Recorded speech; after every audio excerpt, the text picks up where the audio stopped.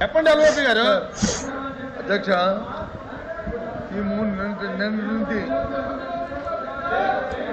నిన్నటి నుంచి ఒకే అంశం మీద డిఎస్సి మీద జరిగిన అవకతవకల మీద చర్చించాలి, సభలు చర్చించాలి, దాన్ని ఎంక్వైరీ జరగాలని చెప్పి నేను డిమాండ్ చేస్తున్నాం. ఇవాళ ప్రధాన పత్రికల్లో శాసనసభలో మాట్లాడారు అది మరి ఇక్కడ మాట్లాడడానికి ఎందుకు ఎందుకు ఆడుతున్నారో మాకు అర్థమవట్లేదు, ఎందుకు వేస్తారో మాకు అర్థమవట్లేదు. వాస్తవ విషయాలు అక్కడ చెప్పిన ఇక్కడ చెప్పొచ్చు కదా, చెప్పొచ్చు కదా. దీని తర్వాత చేస్తామని చెప్పి విద్యామంత్రి గారు ఉన్నారు కదా, విద్యామంత్రి గారు చెప్పానండి. అక్కడ చెప్పిన ప్రకటనలు ఎక్కడైనా సరే బయటైనా ఇంటైనా ఎక్కడైనా మాట్లాడతామని చెప్పారు కదా, చెప్పండి ఆ మాట ఎక్కడ. మేము అడుగుతున్నాం కదా, మా ప్రజలకు సమాధానం చెప్పండి. అందుకు మెగా డిఎస్సీ మీద డిస్కషన్కి మీరు సమయం కేటాయించాలి. ఈ ప్రతి సంవత్సరాలు వాయిదా వేసినా సరే మాకు ఇప్పుడు దాని మీద చర్చించాలి. అది మా తాలూకా అనుభవం. దాని మీద తిరస్కరించడం జరిగింది. మీరు వేరే ఫార్మెట్లో రండి, లేదంటే మళ్ళీ ఒకసారి బీఎస్సీ పిలుస్తాను, బీఎస్సీలో మీరు డిసైడ్ చేసుకోండి, అంతే తప్ప మళ్ళీ మీరు ఒక్కసారి దాన్ని అలౌ చేయడం జరగదు. మీరు వేరే ఫార్మెట్లో రండి, లేకుంటే కనుక బీఎస్సీలో డిసైడ్ చేసుకోండి. Please sir. Speaker chairman sir, మీరు అనుమతిస్తారు. ప్రతిపక్ష నాయకుడు లేస్తే కాస్త గౌరవ సభ్యుల్ని కొంచెం చైర్మన్ గారి మీద పడకండి, కాస్త హుందాగా పక్కకు జరగండి. వారు చాలా స్నేహశీలి, మనందరితో చైర్మన్ గారు బాగుంటారు.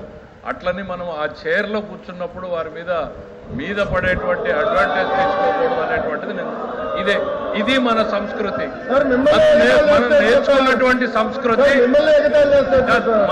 ఇప్పుడు చైర్ని ఏ రకంగా మీరు అవమానిస్తున్నారు పబ్లిక్ గా అనేది అర్థమవుతా ఉంది. మనం నేర్చుకున్న సంస్కృతి ఇది అధ్యక్ష. నంబర్ 1, వారు రిప్లై ఉందంటే కూర్చుంటారు.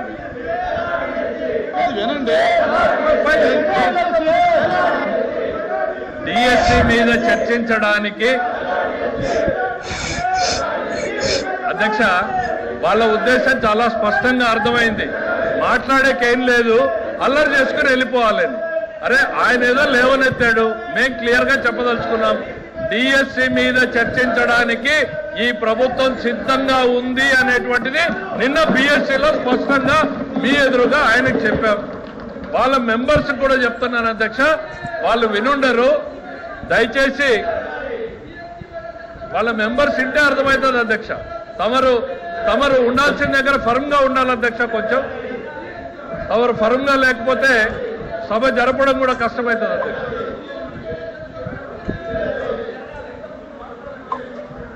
వినండి సార్, గౌరవ ఎల్ఓపి గారు అడిగిన దానికి ప్రభుత్వం నుంచి మా స్పందన ఇచ్చినప్పుడు వినే ఓపిక ఉండాలి. వాళ్ళ అజెండా ఏమైనా ఉండొచ్చు, అజెండా అల్లరి చేసి బయటికి వెళ్ళిపోవడం అనే అజెండా అయి ఉండొచ్చు, చర్చ పెట్టాలనేటువంటి అజెండా అయి ఉండొచ్చు. గవర్నమెంట్ వారి సైడ్ నుంచి నిన్న తమరి సమక్షంలో చాలా డీటెయిల్డ్గా మా వాయిస్ని వినిపించాం. డిఎస్సి మీద చర్చించడానికి ఈ ప్రభుత్వం సిద్ధంగా ఉంది.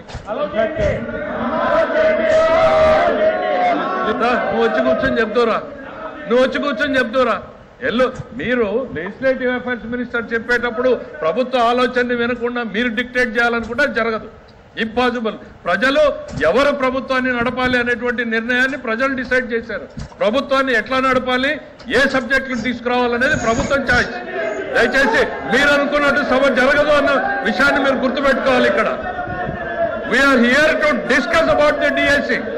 ప్రజలకు ఒకవైపు ఎల్నినోతో ప్రజలు ఇబ్బంది పడుతూ ఉంటే తాగునీరు, సాగునీరు, వ్యవసాయం ఏ రకంగా ఈ ప్రభుత్వం వాళ్ళని ఆదుకోబోతున్నాం అనేటువంటి బాధ్యతాయుతమైనటువంటి సమాధానం చెప్పాల్సిన మీరు నిర్లక్ష్యంగా ప్రజల పట్ల ఏమాత్రం కూడా అంకిత భావం లేకుండా, వాళ్ళ సమస్యల గురించి చర్చించకుండా కేవలం రాజకీయాలు చేయాలనేటువంటి ఆలోచనతో మీరు ఈ అల్లరి చేసేటువంటి కార్యక్రమం చేస్తున్నారు తప్ప రైతులు ఏ రకంగా ఇబ్బంది పడుతున్నారు, కృష్ణా డెల్టాలో రైతుల పరిస్థితి ఏంటి, గోదావరి డెల్టా ఏంటి, రాయలసీమ ఏంటి, ఉత్తరాంధ్ర ఏంటి, ఈ రైతుల సమస్యల గురించి ఒక్క నిమిషం మీరు మాట్లాడారా? తాగునీటి సమస్యల్ని ఏ రకంగా పరిష్కారం చేయాలనేటువంటి సలహా సూచనలు ఇచ్చారా? ఇన్ని ఇబ్బందులు రాష్ట్ర ప్రజానీకం దేశం మొత్తం ప్రపంచం మొత్తం ఎల్లినోతో సఫర్ అవుతా ఉంటే మీకు మాత్రం మీ నిన్నో జబ్బులు పట్టాయి. నిన్నో జబ్బు వచ్చింది మీకు. మీ అజెండా మీకు తప్ప ప్రజల అజెండా మీకు అవసరం లేదు అధ్యక్ష. దిస్ గవర్నమెంట్ ఇస్ కన్సర్న్ అధ్యక్ష. ప్రజల అజెండానే మా అజెండా. ప్రజలకు అవసరమైనటువంటి ఎల్లినో మీద చర్చ పెట్టండి. ఆ తర్వాత మీరు డిఎస్సీని టేకప్ చేయండి అనేటువంటిది మీకు చెప్పాం. దానికి వీఆర్ స్టిల్ స్టికింగ్ ఆన్ అధ్యక్ష. ఎల్ఓపి గారు, లెజిస్లేటివ్ అఫైర్స్ మినిస్టర్ గారు రాష్ట్రం మీద రాష్ట్ర ప్రజల మీద ఎంత అభిమానాన్ని చూపెడుతున్నారో మేము చూసాం. మరి ఈ అభిమానం అసెంబ్లీలో ఏమైంది అధ్యక్ష? ముందు డిఎస్సీ అక్కడ చర్చించిన తర్వాత ఏదైనా చర్చించారు కదా, మరి అక్కడ ఏమైంది అంటే అక్కడ లేదా ఇక్కడ వచ్చిందా? మేము మొదటగా ఎజెండాలో పెట్టింది మేము, వ్యవసాయం మీద చర్చించాలని అడిగింది మేము.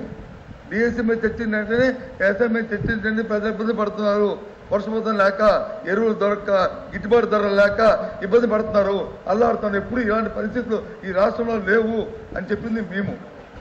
ఇటువంటి పరిస్థితుల్లో ప్రజలను ఆదుకోవాలని చెప్పాము. మరి అసెంబ్లీలో మరి ఎందుకు పెట్టారు అధ్యక్ష? ముందు డిఎస్సీ పెట్టండి. అక్కడ లేదా? అక్కడ ప్రజలు కాదా? అక్కడ చర్చించిన ప్రజలు కాదా? అక్కడ వచ్చి వెళ్ళిన రెండో పెడతారు, ఇక్కడ వచ్చి మాత్రం కూడా అంటే ప్రజల మీద ఎంత శ్రద్ధ ఉందో. క్వశ్చన్ అవర్ అయిన తర్వాత బిఎస్సీ పిలుస్తాము, బిఎస్సీలో డిసైడ్ చేసి మీరు లేదు నన్ను పిలిచారు. ఓపెన్ చేయండి అధ్యక్ష. అధ్యక్ష అధ్యక్ష అధ్యక్ష అధ్యక్ష ఓపెన్ చేయండి. ఇప్పుడు 4 రోజులు అసెంబ్లీ ఇంకో 2 రోజులు పొడిగించండి, బిఎస్సీలో పొడిగించండి, మాట్లాడుకుందాం. మాట్లాడదాం. ఎంత ప్రజల మీద వాళ్ళకి అభిమానం ఉందో, ఎంత ప్రజల మీద మాకుందో అసెంబ్లీ కౌన్సిల్ తెలుసుకుందాం. 2 రోజులు పొడిగించండి. అది బిఎస్సీలో జరిగే కార్యక్రమం అండి. 4 రోజులు ఎందుకు పెట్టాలి? అది ఇక్కడ కాదు కదా మనం డిసైడ్ చేసింది, బిఎస్సీలో మాట.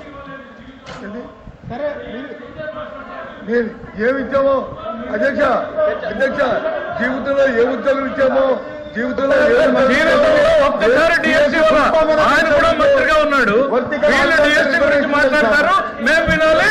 వాళ్ళందరూ గౌరవ సభ్యులు పైనకెళ్ళి డిఎస్సీ గురించి మాకు చెప్తారు, మేము వినాలి. అరే తెలుగుదేశం అంటేనే డిఎస్సీ 1 కాదు, 2 కాదు, 3 కాదు, 4 కాదు, 14 సార్లు డిఎస్సీ ఇచ్చింది తెలుగుదేశం పార్టీ. మీరేమిచ్చారు? ఒక్కటి కూడా ఇవ్వలేదు. మనుషులకు కాస్త ఆలోచన ఉండాలి అంతే. అరచుకోండి, అరవండి చాలు. మనం